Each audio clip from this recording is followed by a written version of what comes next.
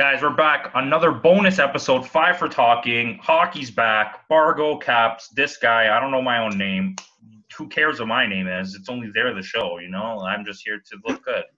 I care what your name is. So you're actually really nice. Okay, so I got a couple little questions here. I've just had them saved up for a while. I figured why not? Let's get it out of the way. One big question I had, I've been watching a lot of videos about like Iginla and stuff. And is Marleau a Hall of Fame player? Patrick Marleau? Yeah. I mean, he doesn't really have anything in the case. He has 1,100 points and 500 and something goals, but he did it in 1,700 games. Conducting Lindros? Yeah, but Lindros could have been great. I guess, yeah. Marleau has a championship, doesn't he? That's a hard question, right? I don't think he does, no. He does not. He might win this year in Pittsburgh. He has Team Canada hardware. I believe that he does. Yeah. That's a hard question, right?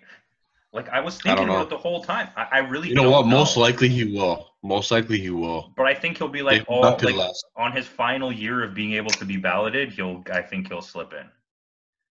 But like, realistically, less. I don't know. The Hockey Hall of Fame is actually like a really prestigious Hall of Fame. Like basketball, if you played on the bench on a championship team, you're probably going to the Hall of Fame. I don't know about that, but no, it's true. Is it? It's not that crazy. Man, like in terms of if you're gonna go by just by championships, no. I don't think that's a factor. But in terms of like he's got over 1,000 points. He's got over, I believe, 500 goals, right? Yeah, he has like 552 or something like that. He's considered I guess an Iron Man because he's like played so many freaking games. He's always been healthy.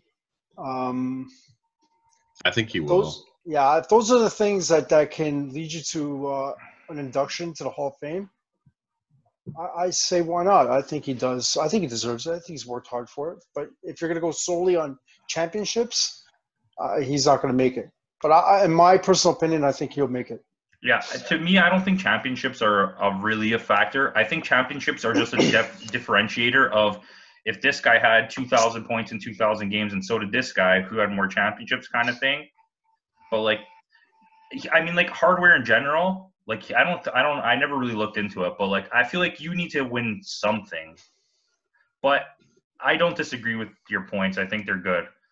Okay, so here's another question I had when we did Colorado week that I never got to ask and I just want to get rid of it.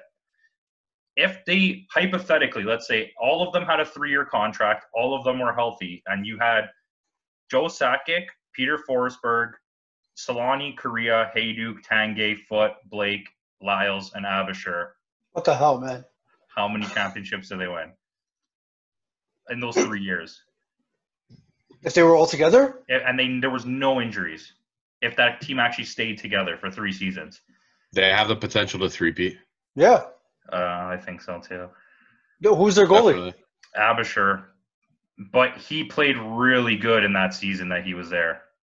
Like, really good. Yeah, you're thinking. Yeah. What season is this? 2004 or 3? And Waugh wasn't there? No, it was the season after he retired. Huh. Imagine. Holy.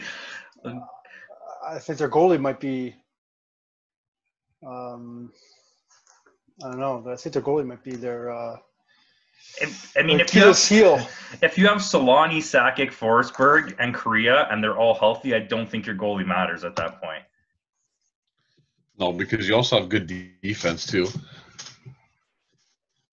Yeah, and they still had Milan Hayduk and Alex Tanguay at that point. The second line was Forsberg, Tanguay, Hayduk, and the first line was Correa, Solani, and Sakic. right? Like, what? Fact. That's a stat team. Who's their D? Their big names was Foot, Blake, and John Michael Lyles. And they had Skula. They had Martin Skola, or whatever his name is. I think they have a potential NBA player. three-peat. Right?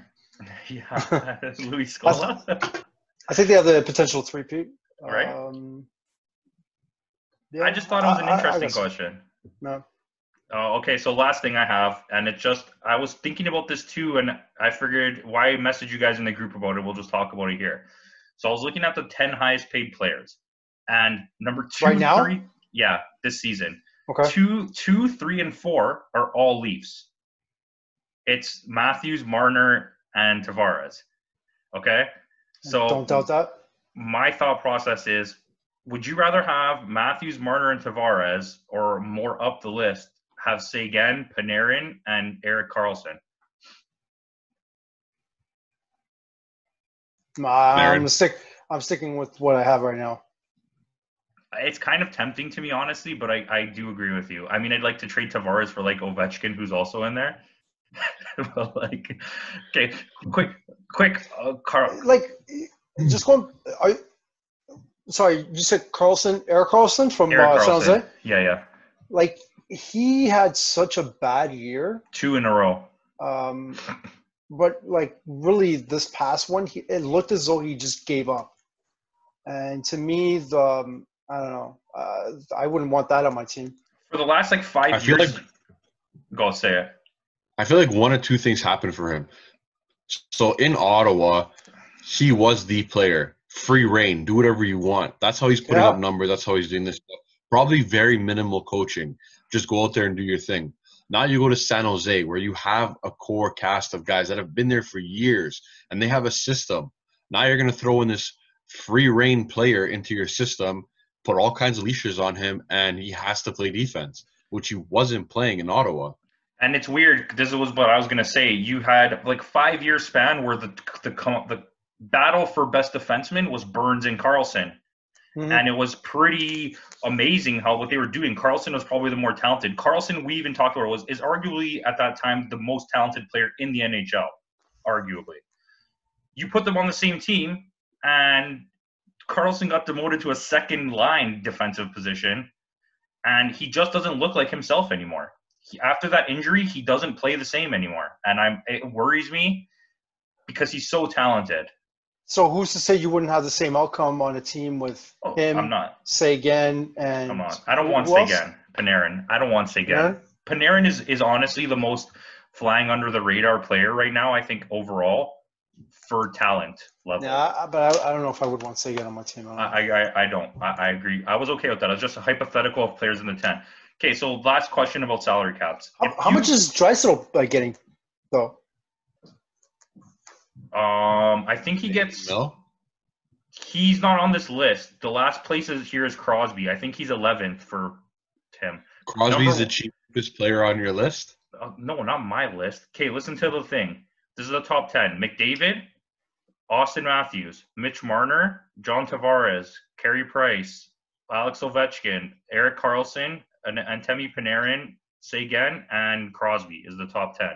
Friggin' Carey Price is like, what, top 5? 5th. Yeah. He's 5th. Wow. And that's what I was going to ask you. If you had to take prime Carey Price at $10.5 million on your team, any team you have, or prime Eddie Belfour for $5 million, who are you taking? Eddie Belfour. For $5 million, because then I can build a team with $5 million around him. Yeah.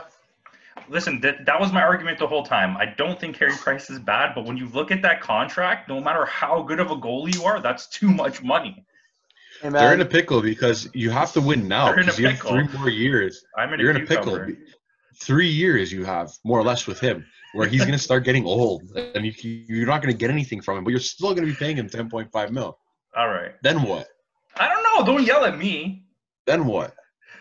I drank a lot of Monster. I'm really hyped up. Are they going to – do you think Montreal, if they get the first-round pick right now, do you think Montreal can win a cup in the next 3 years? No, but I think if New York Rangers get the first-round pick, they are going to make a huge run. Almost any team right now that's in the round robin, if they get the first-round pick, have a knock at going to the ship. Literally. Great. I agree. If the Islanders get another first-round pick, the Panthers will screw it up. Let's just be honest. And the Hey, Canadians. so let me ask you guys something. Like, how is the draft working? How's the draft going to work this year? Like, how are they planning it out? He just asked me that. So when the 8 teams from this get eliminated, they're all going to go back into another lottery, and one of them is going to get the first round spot, the first pick overall, and the rest of them are all going to slot in behind the lottery teams. Okay. So I think the last lottery pick was like 10th. So the rest of the teams will all be lower than 10th or 9th, whatever it was, and then one team is going to get first. That's what I was saying. Imagine if the Leafs lost and you got first and you got Lafreniere. But I don't want them to lose. I see a team that could win. I see a team that can actually win this year. It would be worth it. And then you have then I don't mind Johnson, Kapanen, Tavares gone. Tavares not going to leave, man. They're not going to get rid of him. I don't see them trading him, man. I don't. Shanahan loves him. Okay, anyways, let's end that with this. Dubas loves him, man. Yeah, Kyle the Duber. Bring us one of your things. Just one? Well, let's see how it goes. Where are we at, 2007? 2007, Patty Kane. Patty Kane? Yeah. All right, so a little NHL redraft. So basically how this works is it goes over through players. You see where players should have been drafted based on where they are now in their career. So it's the same team spots, right? The team spots don't change in the top 10. Just the players. Got it. Just the players. So Patty Kane was selected first overall by the Chicago Blackhawks, originally selected first overall. Second pick was for Philadelphia. They should have drafted Jamie Benn. He was originally selected 129th overall. Can we just have a second for Jamie Benn talk? I think he's super talented. I love his game style. But what happened to him in the last 3 seasons? What happened to Dallas? It's the same thing that happened to Jamie Benn. This offseason, I was like, Dallas is going all the way with that nasty lineup. And then they went nasty to the bottom. But wasn't that the expectation for the last 3 years, that they were supposed to go deep into the playoffs, and then they just... That's what I'm saying. I remember every single one of our preseason episodes, and it was like St. Louis, Dallas, all the way. And then last year, Dallas, when no one thought when no one thought St. Louis was going to win, they actually went. Okay. What happened to Jamie Benn is the same thing that happened to Dallas. They disappeared for 3 years. So third pick overall was Coyotes. They should have drafted PK Subban. He was originally selected 43 overall. Number 4 is LA. They should have drafted Logan Couture. He was originally selected 9th overall. He's the new captain. Yep. Number 5 was Washington Capitals. They should have drafted Ryan McDonough. He was originally selected 12th overall. McDonough had a few moments. Number 6 was Edmonton. They should have drafted Max Pacioretty. He was originally selected 22 overall. Patches O'Houlihan. I hate him. So this is one of the ones where you see late in the draft where someone actually drafted who they're supposed to draft. You ready for this one? Yeah. Jacob Voracek, originally selected 7th overall by Columbus, holding the 7th pick. I would have took him over the 2 people you just told me in front of him. Pacioretty, McDonough. I would have took him over Pacioretty and McDonough. Voracek is playing really good this year too, and he's like 30. Yeah. Number 8 overall was Boston. They should have drafted David Perron. He was originally selected 26th overall. Number 9 was San Jose. They should have drafted Kevin Shattenkirk, originally selected 14th overall. Number 10. Shattenkirk, another player that faded away. Yeah. Because he gets shipped around. Yeah, he did. What's home now? He should have been good when he wasn't he in Tampa? Is he back in Tampa? For the playoff run, and they got eliminated first round. Oh, that was before then. I know he went to back Washington. In Tampa now, right? He went to Washington and failed in Washington, and then went to Tampa. I got it. And then Washington won. Number 10 is Florida Panthers. They should have drafted JVR, James Van Riemsdyk. He was originally selected 2nd overall. James Van Riemsdyk ahead of everyone you just said in front of him. All the way almost Jamie up to Benn? the top. Jamie Benn? Who's after Jamie Benn? PK Subban? Who's after PK? Logan Couture? Okay, all the way up to the fifth spot, Fifth. right behind Logan Couture. McDonough. Yeah. All the way up to fifth. I can agree with He's that. such a useful player. Well, no, actually, you know what? I'd put him behind Voracek. Okay, that's fair. I forgot about Voracek. I don't like this redraft. They did a bad job. That's from NHL.com. Yeah. Okay, go. Drop us one more. You got one more. What was the one I said? 2008. Tavares. Do Keep Tavares. in order. Go to Tavares. So skip 2008. We did 2008. Doughty Stamkos. We did that already. Doughty Stamkos? No, Yeah, we did it. I don't remember. Just do Tavares. Leaf should have drafted Braden Holtby in 2008. Yeah, we did that for sure. We did that for sure. Yeah. That was a Tuukka Rask thing? No. No, Tuukka. Okay, go. Just do Tavares. 2009? No. Yes. Yes. So, 2009, you had the first round pick was New York Islanders. They should have drafted John Tavares, and they drafted John Tavares first overall.